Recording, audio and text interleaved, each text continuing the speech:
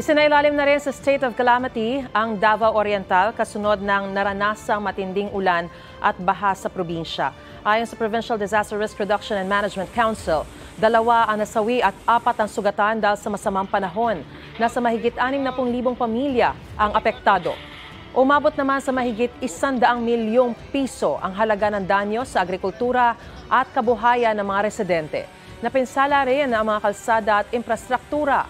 Ang Davao Oriental ang ikatlong probinsya sa Davao na nagdeklara ng state of calamity kasunod ng Davao del Norte at Davao de Oro. Ayon sa Pag-asa, shear line ang sanhi ng mga pag-ulan. Mga kapuso, para una ka sa mga balita, mag-subscribe sa GMA Integrated News sa YouTube. Sa mga kapuso abroad, subaybayan niyo po kami sa GMA Pinoy TV at sa www.gmanews.tv.